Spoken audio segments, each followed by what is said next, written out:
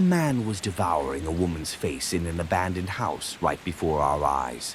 Story 1, The Haunted Halloween House. When I was about 7, Halloween was my jam. Trick-or-treating was the highlight of the year, and I'd go all out with my costume.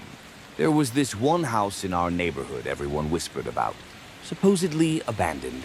The owners had just up and left, and no one knew why. It looked the part to overgrown grass, leaves piled everywhere, totally creepy vibes. That Halloween night, I was out with my dad and my best friend. Dad was distracted on some important phone call, so we decided to be brave and check out the spooky house. We crept up to the front door, hearts pounding. I reached out, barely touched the handle, and creak, it swung open. No lock, no chain, nothing. We froze, exchanging wide-eyed looks. Inside, it was weirdly normal. Furniture was still there, like someone had just stepped out for a minute. It didn't match the rundown exterior at all. We tiptoed further in, the floorboards groaning under us. Then we saw it, a man hunched over a woman, eating her face. My friend screamed. I screamed, and we bolted. We stumbled outside, gasping, and I spilled everything to my dad. He called the cops right away.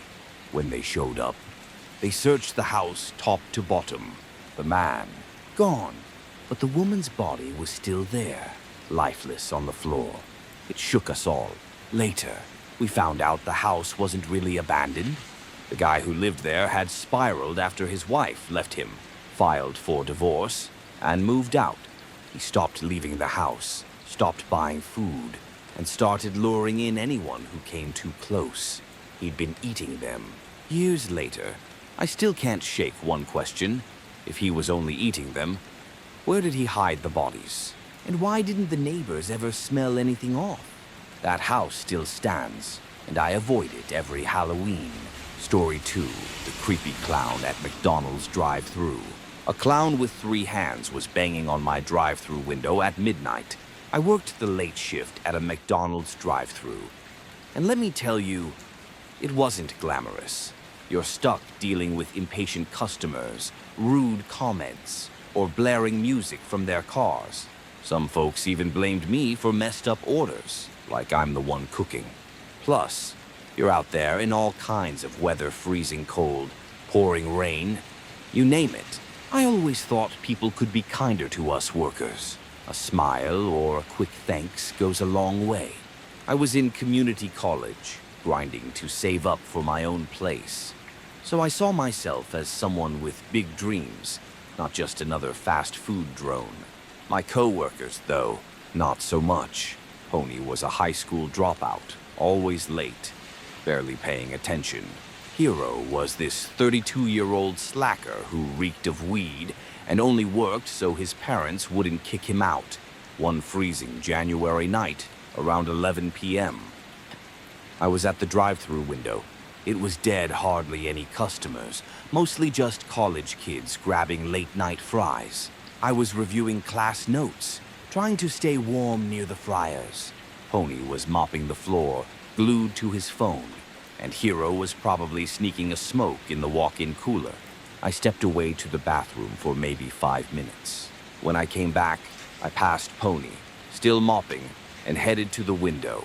That's when I saw him, a bald guy, face caked in white makeup, wearing a black hoodie, stood right outside the window, staring inside. His eyes were wide, empty, like he knew something I didn't. He smirked, then banged on the glass. My brain screamed, "Psycho clown, danger, run." The window was shut to keep out the cold, but the main door wasn't locked. He could have walked right in. I shook my head, backing away, and yelled for Pony to lock the door. The guy didn't break eye contact, not once. His grin stretched wider, lips black like licorice. He banged again, louder, then licked his lips in this slow, creepy way. Then a third hand, pale and bony, slammed against the window. A third hand. I lost it. "Call the cops," I screamed, sprinting to the office, the only room with a lock and no windows. Pony dropped her mop and ran after me, yelling, "What the hell?" Hero stumbled in, and I told him to check the security cameras. The guy was still there, tilting his head, 3 hands pressed against the glass, like he was hunting for me. We locked ourselves in and called 911, telling them 2 creeps were outside, threatening us. I thought it'd end there, that it was some sick prank and they'd bolt when they heard we called the cops. But no, we saw him move away from the drive-thru and circle to the main entrance. A second figure joined him. My heart sank. Pony was freaking out. Hero was muttering about his weed stash, and then the power cut out. Lights, cameras, phones, everything went dark. We screamed at each other in the pitch black. Then, silence. Footsteps echoed from the dining area. "Pony, did you lock the door?" I whispered. She didn't answer, just whimpered. A voice came from right outside the office door, low and raspy. 3 more bangs echoed from the kitchen, then the hallway. I braced for the worst, my life flashing before my eyes. Suddenly, police sirens wailed outside. We waited, trembling, until an officer knocked and identified himself. They swept the building, nothing. No clown, no second guy, no trace. The cameras were useless because of the blackout. The owner showed up an hour later, and I stayed until power was restored, an officer escorting me while I grabbed my stuff. The next day, my manager called, telling me to work the night shift again. I asked if they'd caught the guy. "What guy?" he said. It was probably a prank. I quit on the spot. To this day, that third hand haunts me. Prank or not. I lock every window at night and never peek behind the curtains if I hear a knock. Story 3. The truck driver's nightmare. A child with a corpse's face screamed and chased me on a foggy highway. I've been a truck driver since I was 25, and let me tell you, the road can get weird. I'm pretty sure I've spotted a few UFOs on late-night hauls, and I've crossed paths with some oddball drivers. But nothing compares to what happened in 2009 when I was 37, driving through a rural stretch in Ohio. It was a chilly night, just like any other. I was sipping coffee, listening to the radio, trying to stay awake. The road was empty, and a thick fog was rolling in, getting denser by the minute. I debated pulling over but decided to keep going, slowing down to be safe. Out of nowhere, this god-awful smell hit me. I've smelled roadkill before, skunks, possums, you name it, but this was next-level nasty. It flooded my cab like rotting flesh mixed with something chemical. I gagged, rolled down the window, but it didn't help. My throat burned, and I felt like I was gonna hurl. I pulled over, stumbled out, and puked my guts out. I climbed back in, still covering my nose, trying to shake it off. That's when I saw something move across the road, a guy limping, wearing an old white button-up shirt and black shorts. He looked out of place, like he'd stepped out of a history book. I've seen weird stuff before, so I figured I'd check if he needed help. Maybe he was hurt or lost. As I started the truck, 4 more people stepped out from the fog, all limping the same way, dressed in outdated farm clothes. They didn't even glance at my rig, just shuffled across the highway and vanished into the mist. I'm on a rural highway. Mind you, no houses, no lights, nothing for miles. Then another figure appeared, smaller this time. A kid. I got out, not getting too close, and watched. Same limp, same old-timey clothes. "Hey, kid, you need help," I shouted. The kid stopped, turned, and I swear my heart stopped too. His face wasn't human, it was like a corpse, all decayed and hollow. Before I could process it, he let out this blood-curdling scream and charged at me, faster than I thought possible. I scrambled back into the cab, slammed the door, and floored it. More screams echoed behind me, and in my mirrors, I saw them dozens of figures limping out of the fog, all with those dead, rotting faces. I didn't stop until I hit a gas station in the next town. I sat there, shaking, my mind blank. That night changed me. I don't know what I saw, But I know the world's got corners we're not meant to see. Story 4. The Demon in the Dark. A red demon tried to drag me to hell when I was just 12. I'm Ali, originally from Germany. When I was 12, I spent the summer at my grandparents' old house in a remote area. It was late when I arrived, and I was chilling with my grandma in the living room. Out of curiosity, I asked her, "What's the scariest thing you've ever been through?" She brushed it off, saying I was too young, but I begged her to spill. She sighed and started talking about her childhood in a tiny, old-school village in Turkey, where people still got around on horses. "You know what a demon looks like?" she asked.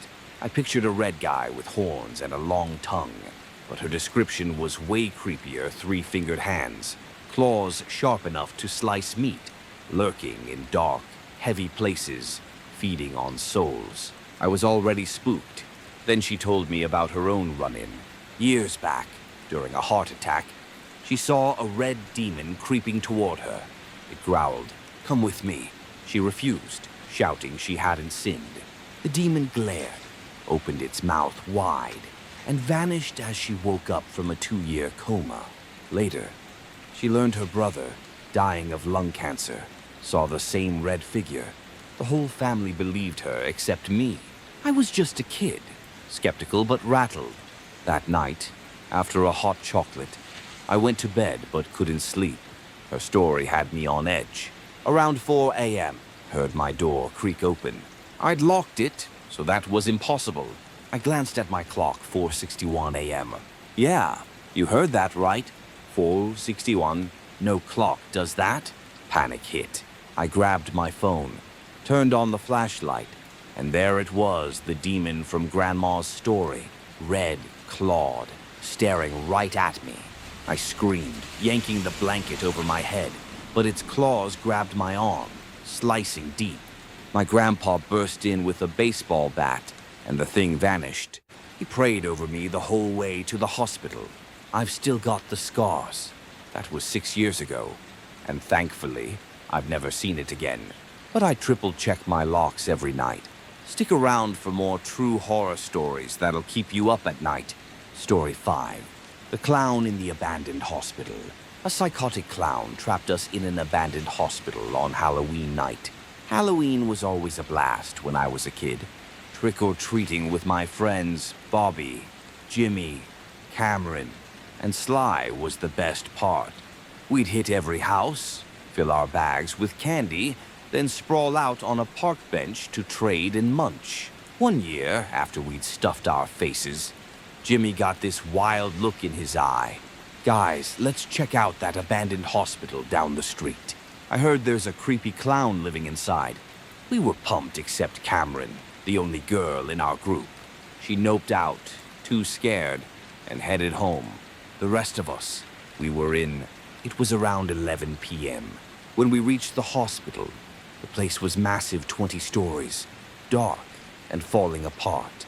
Inside, it reeked of mold and something like dead rats. Old hospital beds were scattered everywhere, some with dried bloodstains on the floor.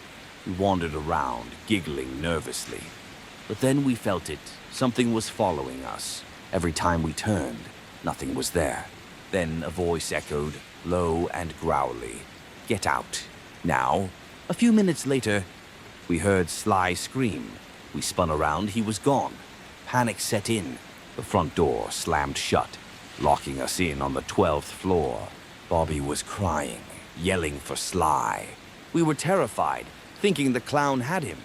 Nick, always the practical one, found a room full of old syringes and passed them out as makeshift weapons. Bobby was shaking, clutching his syringe like it'd save him. Jimmy, though, was on a mission to hunt the clown and save Sly. Nick just wanted an escape. Then we saw it 12 feet away. Clown with a twisted grin, laughing like a maniac. "Welcome to my hospital," he roared. Nick didn't hesitate. He charged, slid between the clown's legs, and jammed a syringe into his foot. The clown howled, and Nick bolted for the fire exit, yelling for us to follow. We ran, hearts pounding, and made it out, but Nick stopped. "I have to save Sly," he said. We begged him not to go back, but he grabbed a baseball bat from the stairwell and went in. Halfway up, he spotted the clown limping into a room. "What did you do to my friend, you freak?" Nick screamed. The clown just laughed. Then Nick heard a faint "help me" from nearby. He swung the bat, smashing the clown's face, and sprinted toward the voice. He found Sly locked in a room, bruised but alive. "Let's get out of this hellhole," Sly gasped. They raced for the exit, hearing heavy footsteps above them. The clown was still coming. They burst out, called the cops, and spilled everything. When the police searched the hospital, it was empty. No clown. No trace. That place still gives me chills. I don't trick or treat anymore. Story 6. The intruder in my house. A man hid in my washing machine after breaking into my house at 2 a.m. I'm 19 now, a high school senior, and I still shake thinking about this. It happened after my dad's friend's funeral, so my parents were out late. I was up until 2 a.m., finishing college applications. Earlier, around 11 p.m. I'd popped into a convenience store and must have forgotten to lock the front door. Big mistake. I went to bed, but something felt off. The motion sensor light outside flicked on, shining through my window. The front door was cracked open. Then I heard a cough. Not my parents. My stomach dropped. I slipped out of bed, locked my bedroom door, and hid under my desk. I called the police, whispering, "I think someone's in my house." They said they'd send someone in 10 minutes. 10 minutes felt like forever. I heard the fridge door creak open. Whoever it was, they were rummaging through my kitchen. Then they started checking doors. When they got to my room, they jiggled the handle. I held my breath. They stopped, but a second later, someone knocked and said, "Police, open the door." No way that was real. I hadn't heard the front door or any sirens. I started crying, frozen in place. Then, actual police sirens blared outside. I ran to my window, screaming for help. Cops stormed in, a locksmith with them. They searched every inch of the house, nothing. I was sobbing, explaining what I'd heard, but there were no signs of a break-in. They were about to leave when one officer heard cursing from the laundry room. They yanked open the washing machine, and there he was, a guy, curled up inside, glaring at them. They cuffed him and hauled him out. I was a mess, shaking as they took me to the hospital. My parents rushed back, and my dad went straight to the police station. I never found out what happened to the guy, but I haven't touched our washing machine since. If you're watching this, please, always lock your doors. Stick around for more true horror stories that'll keep you up at night. Story 7. The 911 call that cost me my job. A girl's mother turned into a spider-like monster during a 911 call. I've had a lot of jobs since graduating, but working as a 911 dispatcher was the one I thought I'd stick with. It felt right helping people in crisis, being the calm voice on the line.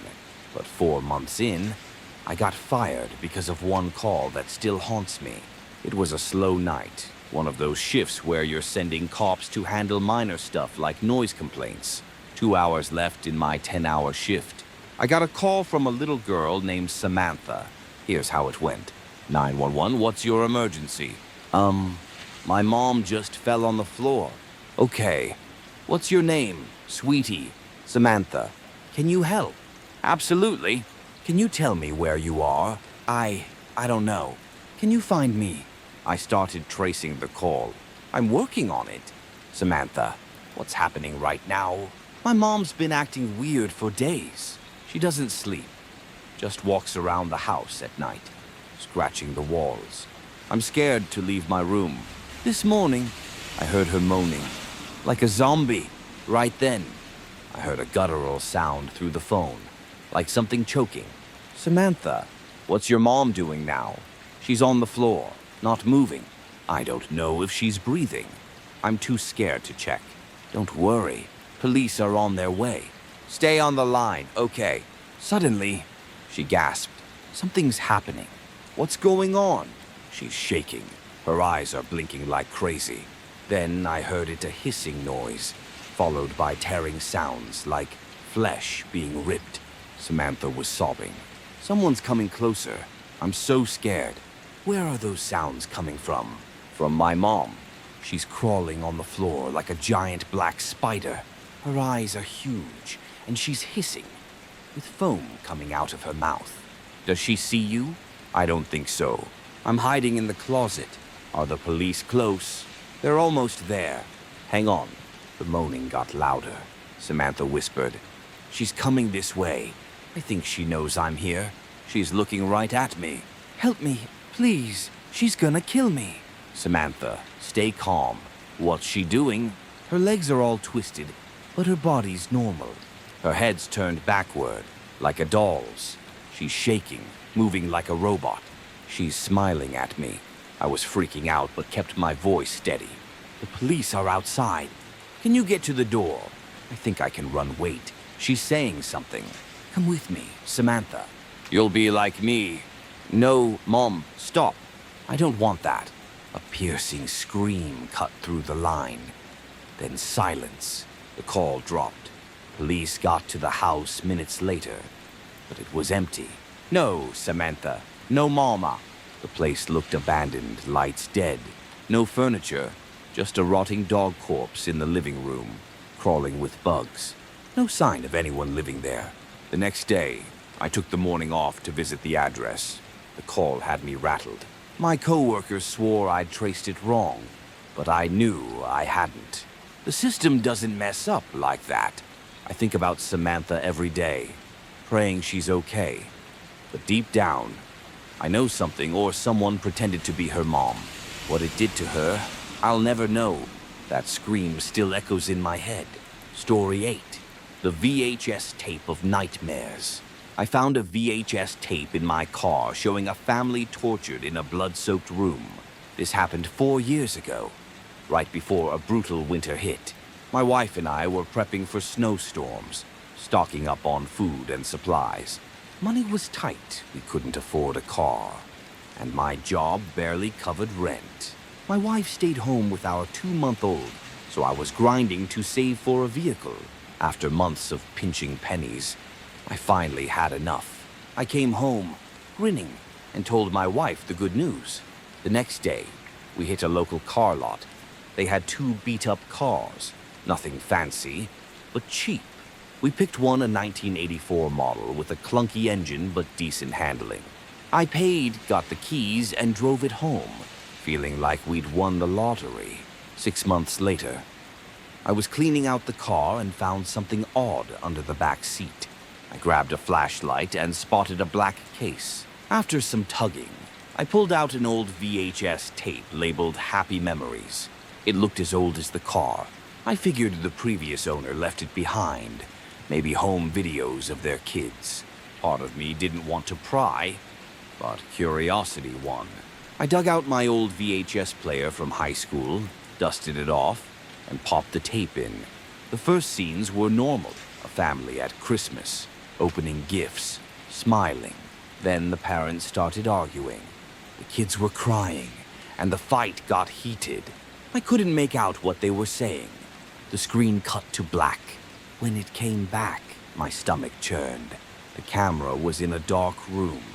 Torture tools hanging on the walls. Body parts scattered on the floor. The same wife and kids from earlier were there, chained together, kneeling, sobbing. They looked broken, covered in blood. A man was in the room, but the angle hid his face. He stepped out of frame, turned off the light, and said, "For me, this is the best part." Then came screams, gut-wrenching, endless screams. I yanked the tape out, shaking, staring at it for hours.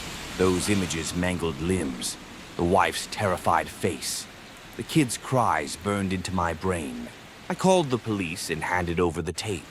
Weeks later, they told me it belonged to a family that vanished 32 years ago. Their house was torn down in 2003, and the car lot was built on the site. That's where I bought the car. Here's the kicker. The guy who sold me the car looked like an older version of the husband from the tape. He'd rushed us out after the sale, and soon after, the lot shut down. It's abandoned now. Friends who'd bought cars there said it was a great spot for cheap deals. But I can't shake the feeling that the seller was involved. The police followed leads from the tape, but no arrests, no new evidence.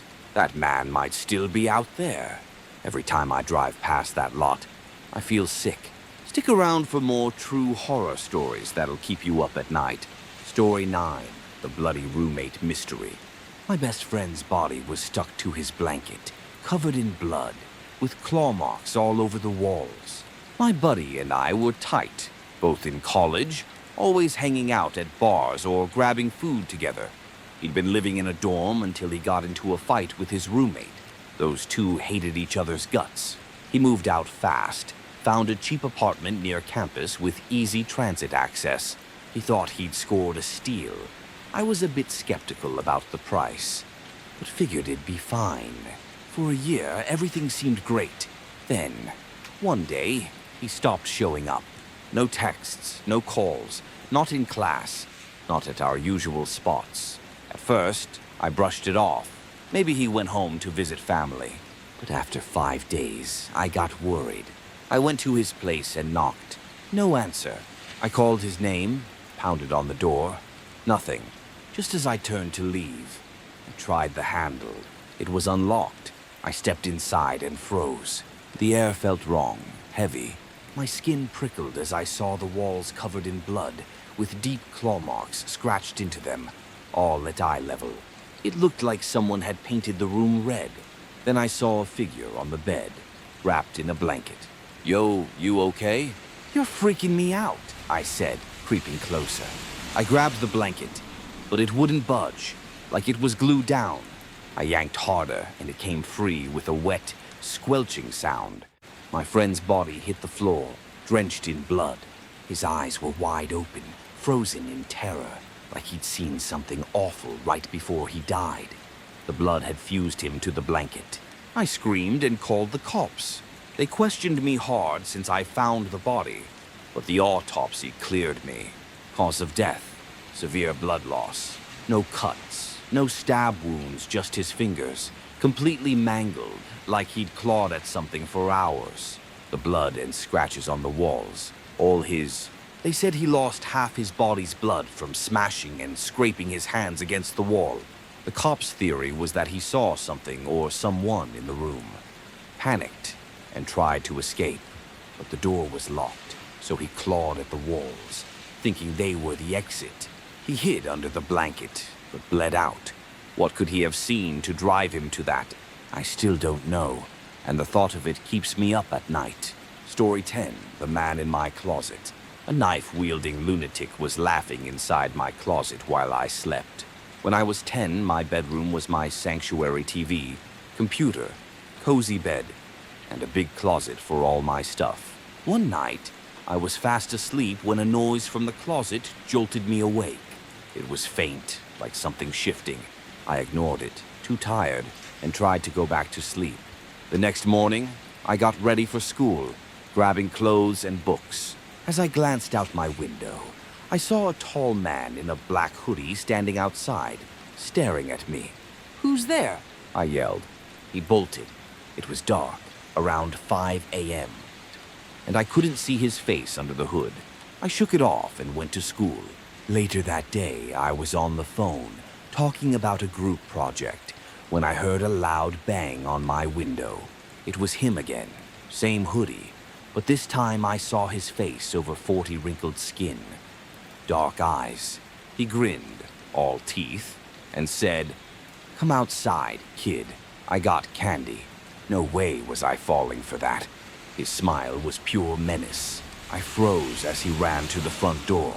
Lucky for me, my dad was about to leave for work.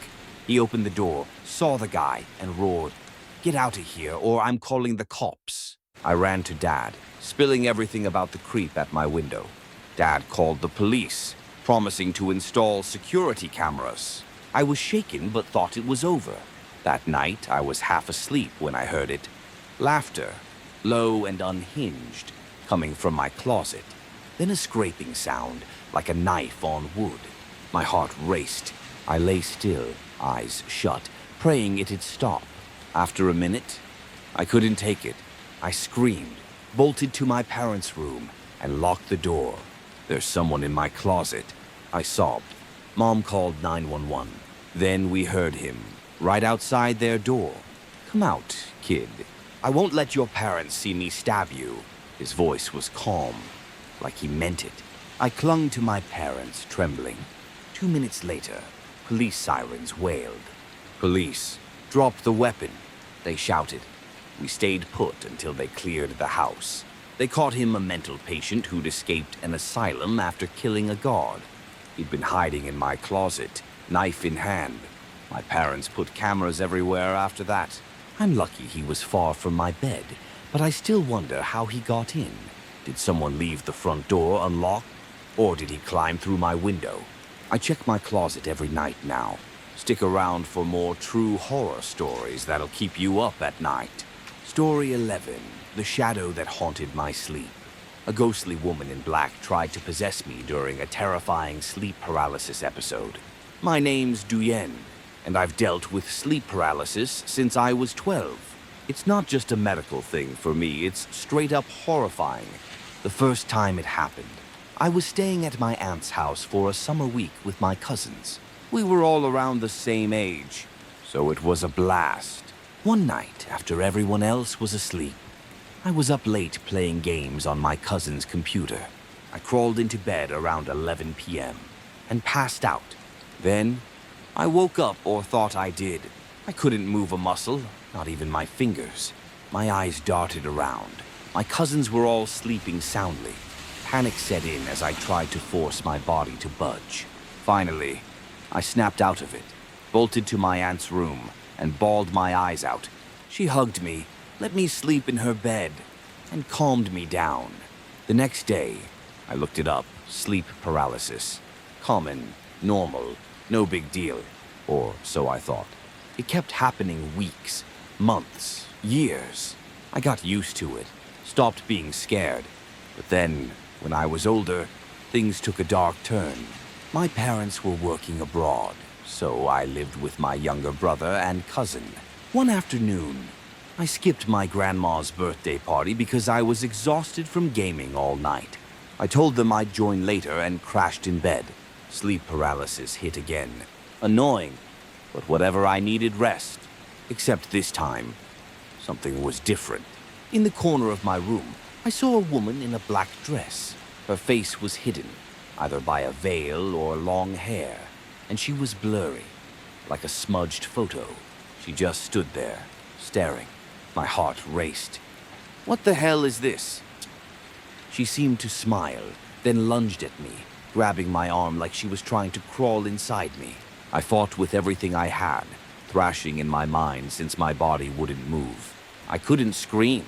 Finally, I broke free, shoved her back, and sat up, gasping. I ran out of the house to the party, freaking out. My cousins told me to pray before bed, so I started doing that every night. It seemed to help until 2 years later. My brother and I had moved to Italy to live with our parents. One night, as I was drifting off, sleep paralysis hit again. My brother was awake, playing video games. There she was, the same woman in black, standing at the foot of my bed. She grabbed my legs and yanked, trying to pull me down.